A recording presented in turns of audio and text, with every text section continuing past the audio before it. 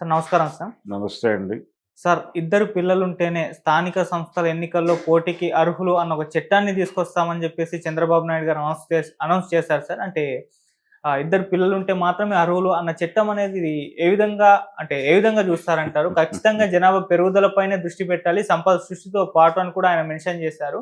ఇప్పుడు జనాభా అంటే ఇండియాలో బాగానే ఉంది గదా! ఇప్పుడు ఎందుకు ఈ ప్రత్యేకంగా జనాభా పెరుగుదల పైన దృష్టి పెట్టాలని చంద్రబాబు నాయుడు గారు అన్నారు? దీనికేమన్నా ప్రత్యేకమైన కారణం ఉంటుందా? మరి ఆయన తీసుకున్న ఈ నిర్ణయం పైన మీ ఒపీనియన్ ఏంటి సార్? అంటే జనాభా పెరుగుదల ఉంది. జనాభా సఫిషియెంట్‌గానే ఉంది. హ్మ్. కానీ ఏజ్ వైజ్ చూస్తే, ఏజ్ వైజ్ సెగ్మెంటైజ్ చేసి చూస్తే ఒక ఏరియాలో తక్కువుంది. ఎక్కడ తక్కువుంది? యవ్వనంలో ఉన్నటువంటి యంగ్ పీపుల్, చిన్నపిల్లలు తగ్గుతున్నారు. అంటే అటునుంచి అంటే ఉత్పత్తి లేదు, తగ్గుతోంది. ఈ తగ్గటం వల్ల ఏం జరుగుతోందంటే ఆ ఏరియాలో ఆ గ్రూప్‌లో చాలా తక్కువ మంది ఉన్నారు. 30లు దాటిన వాళ్ళు ఉన్నారు. 40, 60 మధ్యలో వాళ్ళు ఉన్నారు. 60-90 వరకు ఉన్నారు. యాక్టివ్ రోల్స్ ప్లే చేస్తున్నారు. యాక్టివ్‌గా ఉన్నారు జనాలు.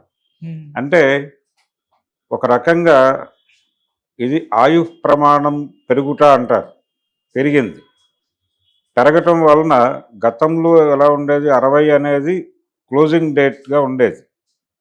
కానీ ఇప్పుడు 70 తర్వాత మాత్రమే వృద్ధాప్యం అంటున్నారు. 70-80 మధ్యలో వృద్ధాప్యం అనేటువంటి ఒక అభిప్రాయం నడుస్తోంది. ఇప్పటికీ వాళ్ళు పనిచేస్తున్నారు, యాక్టివ్‌గానే ఉంటున్నారు. ఇది కీలకంగా మారిపోయింది. ఇది కాదు కదా, ప్రోగ్రెస్‌లోకి వెళ్ళాలంటే యంగ్ బ్లడ్ రావాలి కదా, దానికి అవకాశం లేకుండా పోతోంది. ఈ ఏరియాలో స్ట్రాంగ్గా ఉంది కానీ ఆ ఏరియాలో వీక్ అవడానికి కారణం ఏమిటి అంటే రకరకాల రీజన్స్ ఉన్నాయి. రకరకాల రీజన్స్లో ఒకటి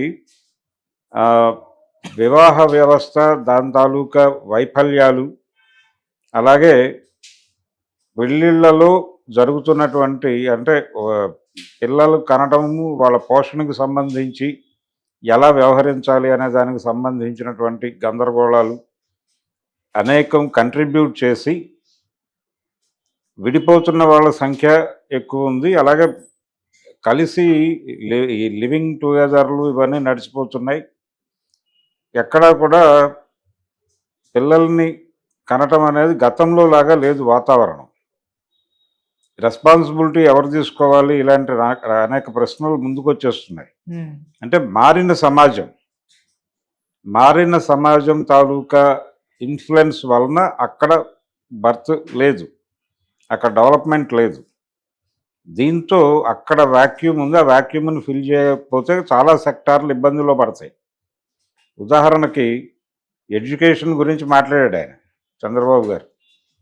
ఎడ్యుకేషనల్ సెక్టార్లో పరిస్థితి బాగాలేదు అన్నాడు. ఎందుకు బాగాలేదు అన్నాడంటే ఇప్పుడు అనేక కార్పొరేట్ స్కూళ్ళకి వ్యాపారం అభివృద్ధి చెందాలంటే పిల్లలు కావాలి కదా, పిల్లల్ని కని వాళ్ళ కోసం కనాలి, వాళ్ళ కోసం డబ్బులు సంపాదించాలి, వాళ్ళ కోసం కట్టాలి.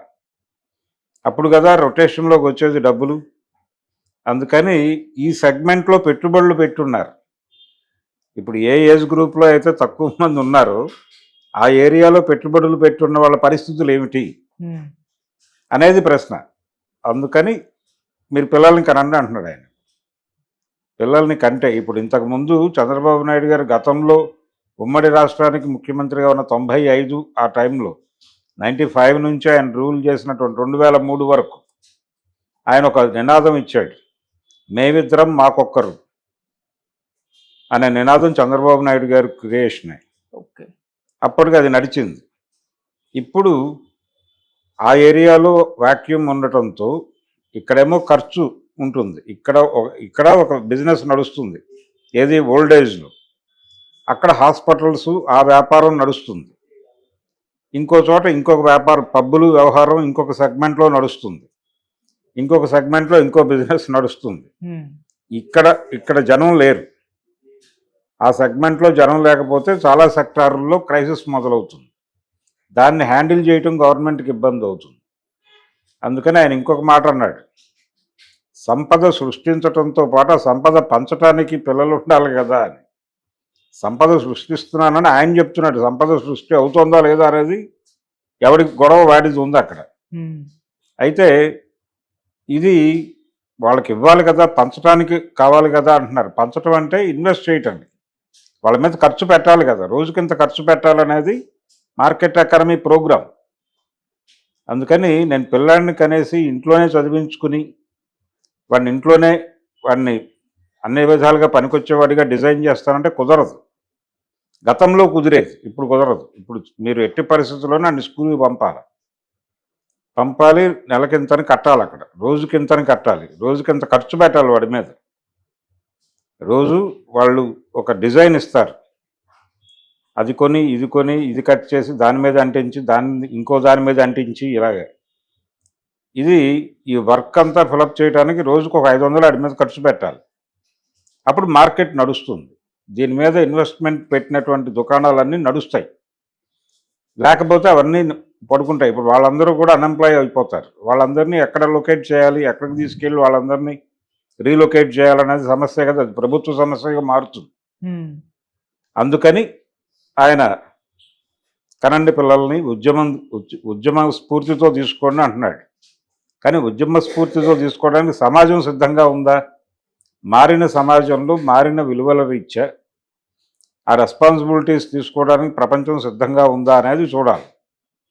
అందుకని వైఎస్ రాజశేఖర రెడ్డి గారు ఒక మాట చెప్పేవాడు. ఆ రోజుల్లో ఎయిడ్స్కి సంబంధించిన ఆశా క్లాసెస్కి హాజరైనప్పుడు ఆయన ఒక మాట చెప్పేవాడు.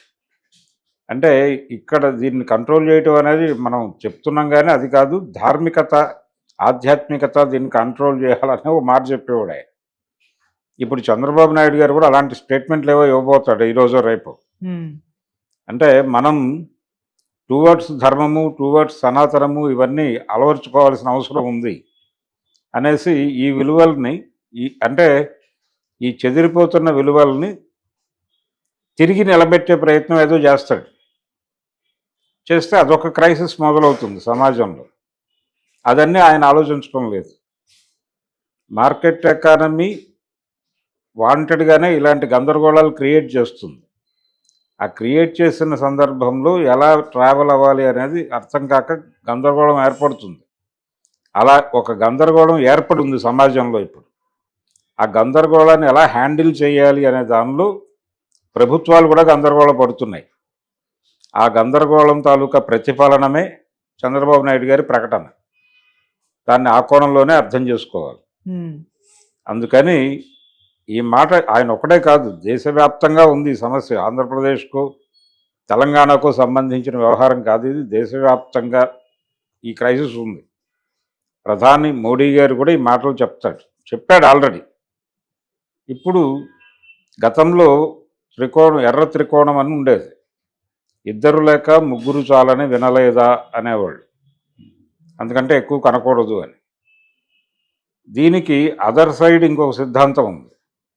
ఇది మార్కెట్ ఎకానమీ, ఆ సెగ్మెంట్లో వచ్చిన క్రైసిస్, దాని నుంచి వీళ్ళు మాట్లాడుతున్నారు. పిల్లల్ని కనండి అని ఎన్టీ రామారావు ఇంకొక యాంగిల్లో చెప్పాడు. ఆయన గొడవ ఏంటంటే సమాజంలో సంపద అక్రమంగా పంపిణీ అయి ఉండటం వలన దరిద్రం ఉంది తప్ప భారతీయ సమాజంలో ఇక్కడ ఉన్నటువంటి ప్రజలకి సంపద అంటే వాళ్ళని పస్తు ఉంచనంత సంపద ఉంది. ఇక్కడ పుట్టిన ప్రతివాడికి అన్నం పెట్టే సమర్థత ఈ భూమికి ఉంది. కానీ ఈ సంపద అక్రమంగా పంపిణీ అయి కొంతమంది చేతుల్లోనే ఉండి ఎక్కువ మంది సంపద బయట ఉన్నారు.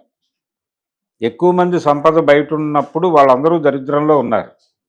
వాళ్ళు ఈ దరిద్రంలో నుంచి ఎక్కడ తిరుగుబాటు చేస్తారో అనే ఉద్దేశంతో వాంటెడ్గా పిల్లల్ని కనొద్దు అని చెప్తున్నారు. వాళ్ళని డైవర్ట్ చేయడం కోసం మీరు పిల్లల్ని కనటం వల్ల దరిద్రం వస్తుందని వాళ్ళ చేత బర్త్ కంట్రోల్ ఆపరేషన్ చేయిస్తున్నారు మీరు అని ఒక ఆర్గ్యుమెంట్ చేసేవాడు ఆయన. అలాంటి ఆర్గ్యుమెంట్ చేసే ఓ సినిమా విషయంలో గొడవ పడ్డాడు ఆయన. తాతమ్మ కళ, బాలకృష్ణ గారి మొదటి సినిమా, అది బ్యాన్ అయింది. ఆ సీన్ తీసేసిన తర్వాతే సినిమా రిలీజ్ అయింది. ఆ అభిప్రాయం ఆయనలో ఉండేది. అందుకనే ఆయన తర్వాత కూడా బర్త్ కంట్రోల్ ఆపరేషన్ల మీద విచిత్రంగా మాట్లాడేవాడు. ఒకవైపు కాంగ్రెస్ పార్టీనేమో యుద్ధ ప్రాతిపదిక మీద జనాభా నియంత్రణ ఉంది, జనాభా సంక్షేమం అని తర్వాత మార్చారు. రాజనారాయణ గారు వచ్చాక మార్చాడు, జనాభా సంక్షేమం శాఖ అని మార్చాడు. నేను ఇందిరాగాంధీ గారి రోజుల్లో జనాభా నియంత్రణ శాఖే అది. కాబట్టి ఈ ఏరియాలో ఒక్కొక్కళ్ళకి ఒక్కొక్క అభిప్రాయం ఉంది, కానీ అదంతా ఆ జమానా. అప్పుడు ఇక్కడ క్రైసిస్ లేదు. అక్కడేమో పిల్లలు పుట్టేవాళ్ళు ప్రభుత్వ స్కూళ్ళలో చదువుకునేవాళ్ళు, అది ఎవరికి సంబంధించిన గొడవ. ఆ తర్వాత సెగ్మెంట్లో సంపద సృష్టిలోనూ మరొక దానిలోనూ పనిచేసేవాళ్ళు వాళ్ళు యాక్టివ్గా. పని చేద్దామంటే పని దొరికేది కాదు అప్పుడు, అదొక సమస్య. ఈ పుట్టినటువంటి పిల్లలు చదువుకుని నిరుద్యోగులుగా మార్కెట్లోకి వస్తే వీళ్ళకి ఉద్యోగాలు దొరక్క అదొక సంక్షోభం. ప్రభుత్వం ఆ సంక్షోభాన్ని ఎలా హ్యాండిల్ చేయాలో అర్థం కాని పరిస్థితుల్లో మీరు కనకండి అని చెప్పేది. అందుకని అది అవసరమైంది. ఇప్పుడు ఒక సెగ్మెంట్లో కస్టమర్లు లేరు, ఖర్చు పెట్టేవాళ్ళు లేడు, అందుకని క్రైసిస్ మొదలైంది. అందుకని ఇది అడ్రస్ చేయడానికి పిల్లల్ని కనండి అంటున్నారు. ఇదే సారూప్యత. అందుకని మారిన సమాజంలో అభిప్రాయాలు మార్చుకోవటం, అలాగే స్ట్రాటజీలు మార్చుకోవటం అనేది, వ్యూహాలు మార్చుకోవటం అనేది అవసరం. అట్లా ఇప్పుడు కొత్త నిర్ణయంతో బాబు గారు ముందుకొచ్చి మేమిద్దరం మాకొక్కరు అనే నినాదం నుంచి మేమిద్దరం మాకిద్దరు అనండి, మేమిద్దరం మాకిద్దరు, లేకపోతే మాకు ముగ్గురు, మాకు నలుగురు అన్న ఇబ్బంది లేదు అంటున్నాడు ఇప్పుడు ఆయన. అని ఈ మధ్య పవన్ కళ్యాణ్ చాలా సందర్భాల్లో నాకు ఇంతమంది పిల్లలు అనే మాట ప్రస్తావిస్తున్నాడు ఆయన ప్రత్యేకంగా. దాని వెనకాల కూడా ఉద్దేశం ఇదే. ఇలా నడుస్తోంది ప్రపంచం.